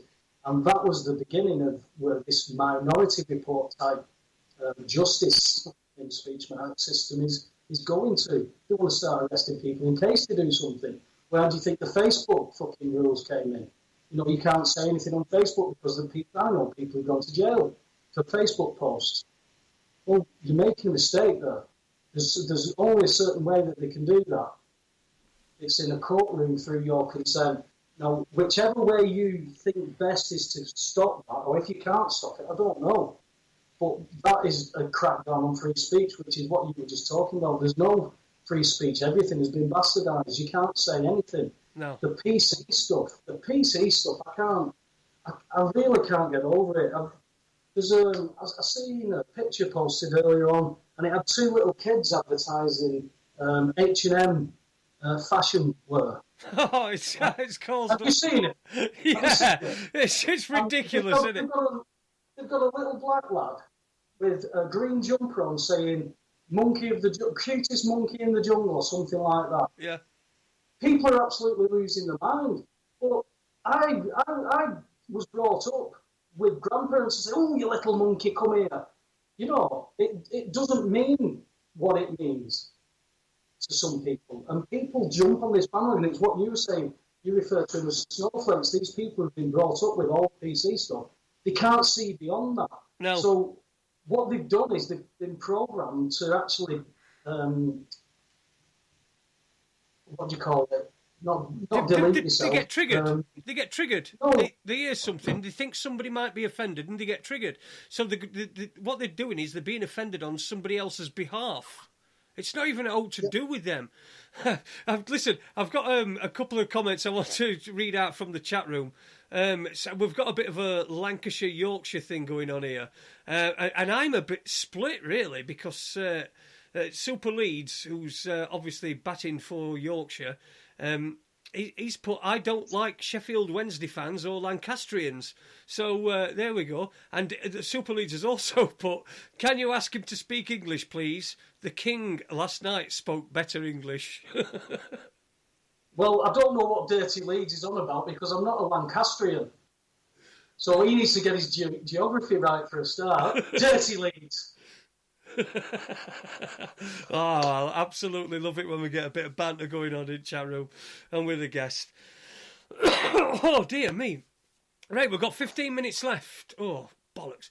Andy, why does this thing make me reconnect all the time? This chat room thing, it keeps kicking me out and making me reconnect, and I reconnect as a non-something or other, or a wank sock or something or other. We got about 15 minutes left, Webby. Where we're going now? Shall we? There was something that you posted earlier on that I thought we should talk about. Because you post loads of stuff on your Facebook page, don't you? If anybody's not, just search Paul Webster. You'll see you won't see a picture of him, thankfully, but you'll see a picture. Add him on Facebook. He's always posting really interesting articles, some interesting and some some interesting, some questionable.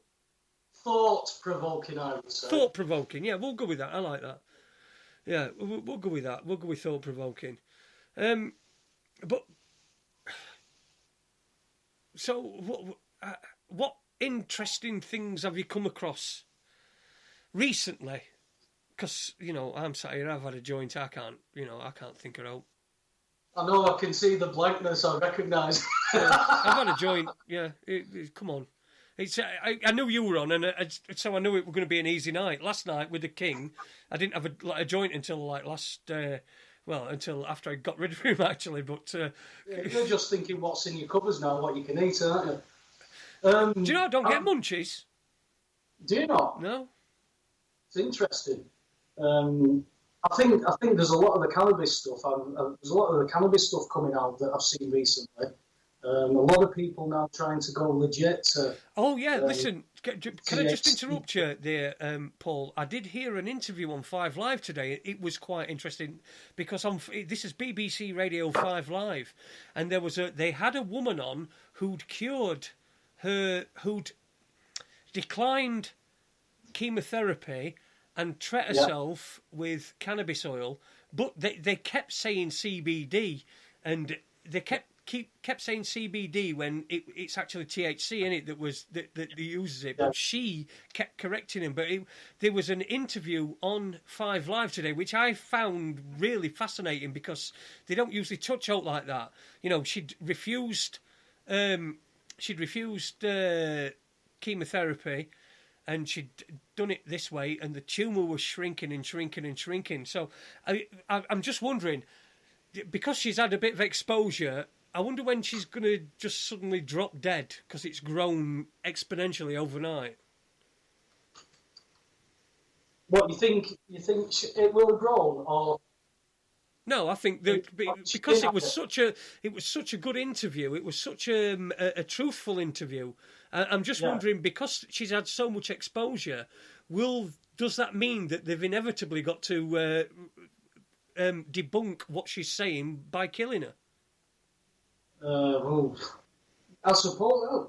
I mean, I don't think because of everything that seems to be coming out.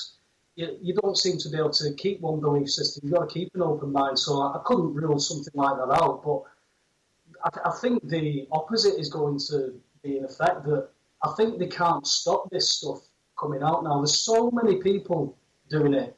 So many people asking for the Cancer Act to be repealed.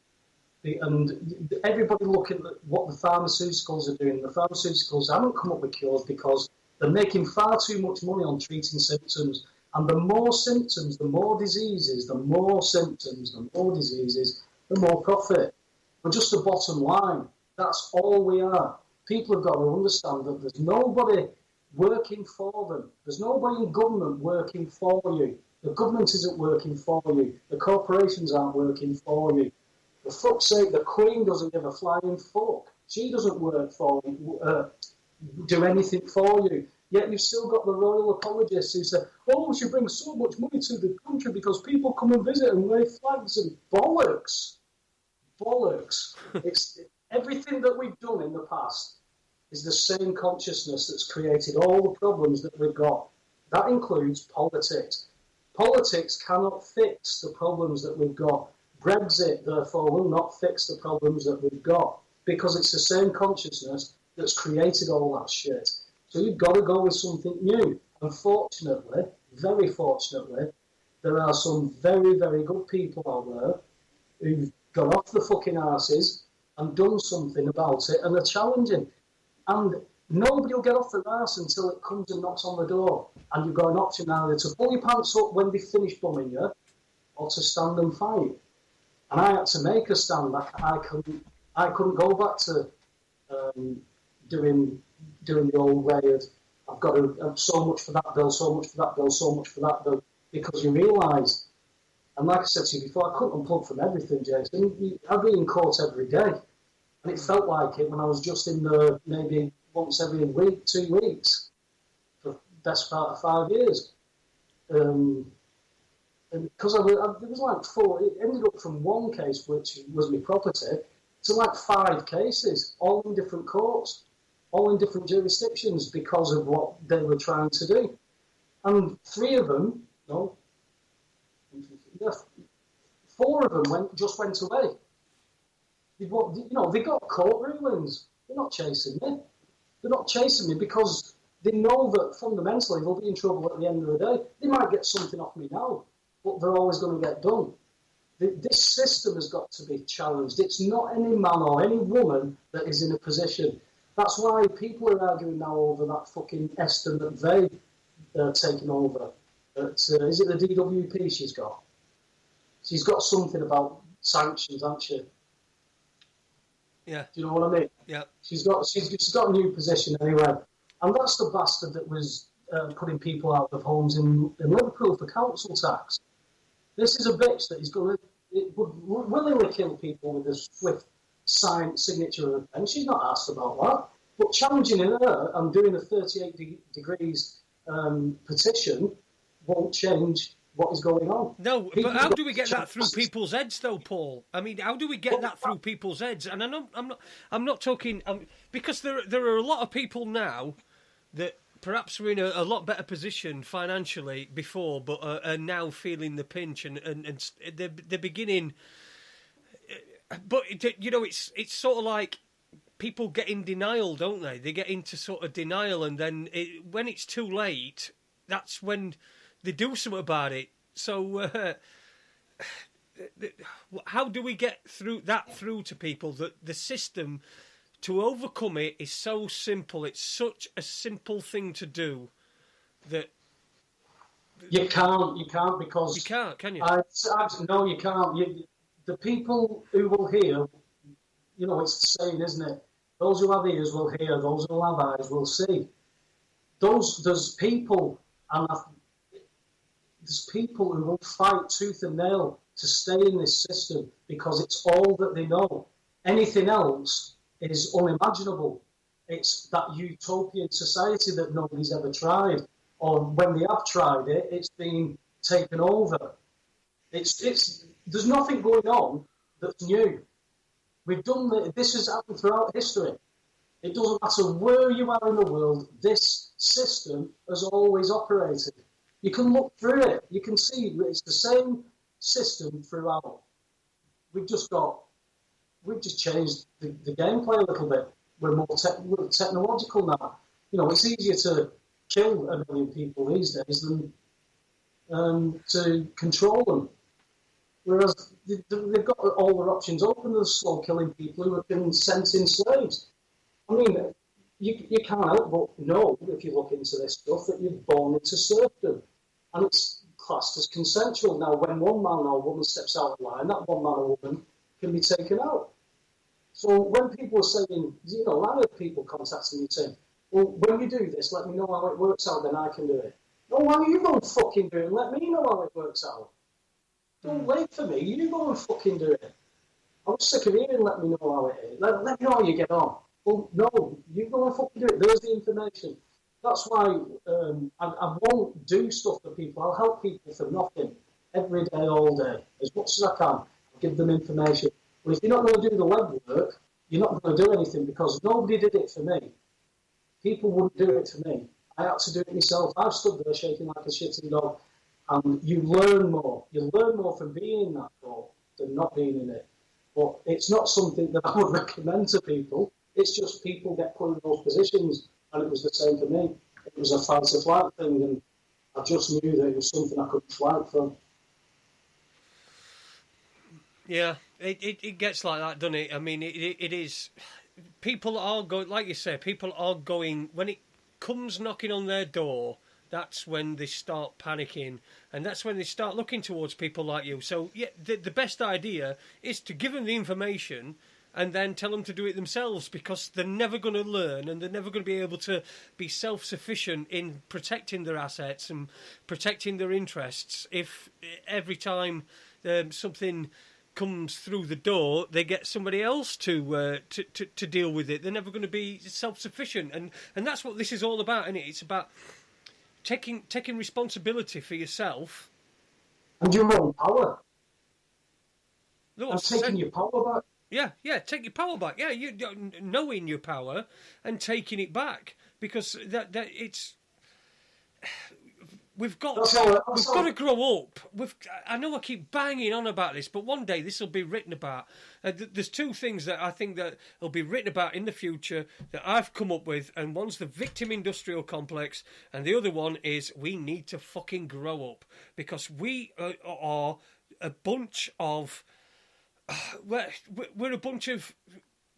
We've turned into a bunch of pussies, and we've got an even pussier generation coming along. Yeah. You know, I don't pay my TV license fee. And you know, when I say to somebody, I don't pay my TV license fee, they'll say something like, how'd you get away with that? I said, what do you mean, how do I get away with that? How did they get away with nicking money off you? I don't pay my TV licence fee for the same reason I don't pay a paedophile to stand in the corner of my room telling me lies. I'm not going to pay for it. But people need to adopt. If we had this attitude on a grand scale, all these things would go away. Yeah, to be done. But it's the fear factor. I mean, I've seen the fear in people's eyes when I just tell them what happened.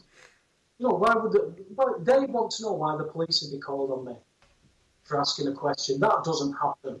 Well, do you know what? Maybe had it not been me it happened to, I'd gone, bullshit, that's a load of shit. The police wouldn't do that for that. They've got better things to do. It's bullshit. They're told what to do, and the police are controlled by the local councils. Local police controlled by local councils. They don't get department heads doing anything from the police. They are told what to do. Don't get me wrong, they do govern themselves, but if the council need them, they are there. Without a shadow of a doubt, they'll be there. And they are there to prevent breach of the peace. Well, if he's coming onto my property and he's claiming I owe them council tax for a non-commercial property, you have no jurisdiction, your warrant has no jurisdiction, fuck off, or I'm going to make you leave the property. As soon as I put hands on him, the police are going to arrest me. So there you go again, Section 26. Everything is fucked up, but it's the idiots that are wearing the uniforms, the ones who are going to be stood in the dock saying I was just following orders.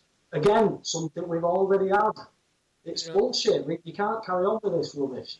No, you can't fix it with the same consciousness that's given it us.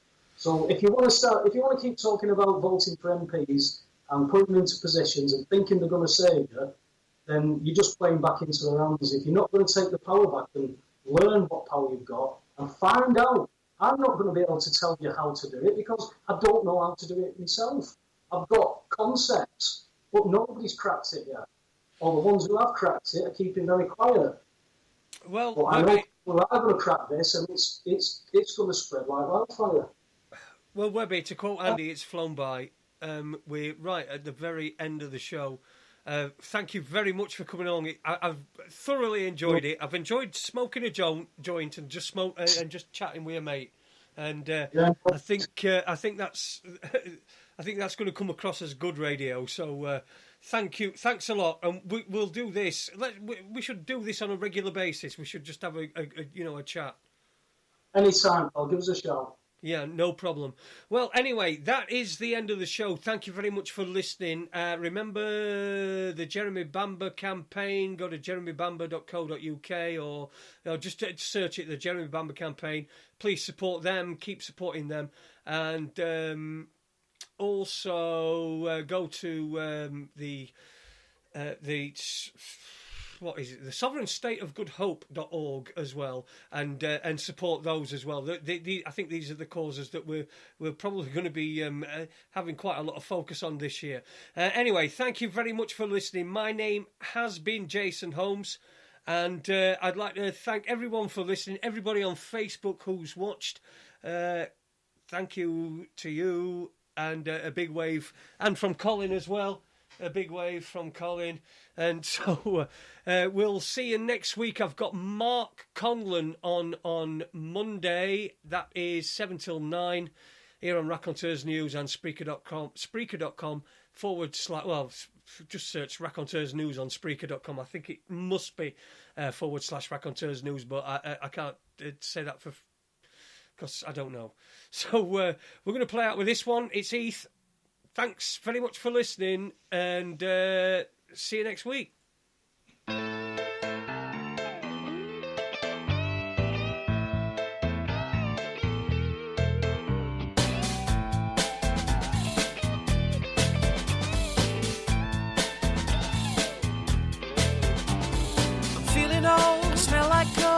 Get the wiggies cause I'm off to the hole in the road. I'm walking off school and I'm off to the city, watching telly all night and I'm not looking pretty. See, I got this job downtown, selling knocked off ladies watches for £1 for a really dodgy man that I met in a dodgy cafe. You know, he said to me, the girl who sold these yesterday wasn't selling very carefully. Police came along and took her and all my watches away. So if you see some coppers, you grab my stuff and leg it, boy, right away. I'll be in the cafe. I'm just a boy from Sheffield, making his way through life. I'm just a boy from Sheffield, making his way. I'm just a boy from Sheffield, making his way through life. I'm just a boy from Sheffield, making his way.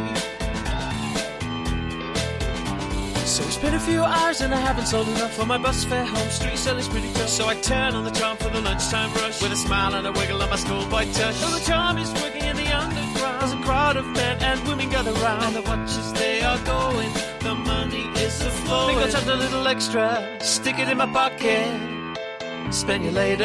I'm just a boy from Sheffield, making his way through life. I'm just a boy from Sheffield, making his way. I'm just a boy from Sheffield, making his way through life. I'm just a boy from Sheffield, making his way. I haven't sold a watch for an hour and I'm dying for a slash. I've had enough of this, so I'm off for a piss. Then a quick walk back round to the cafe. Sitting at his table drinking tea, looks at me suspiciously. Then with a glance at the watch he says, how did you do? He paid me a couple of quid, then he said, would you like to come and work another day? I said I'd come back down on Friday, and to that he said okay. So with £2 in my pocket and another £5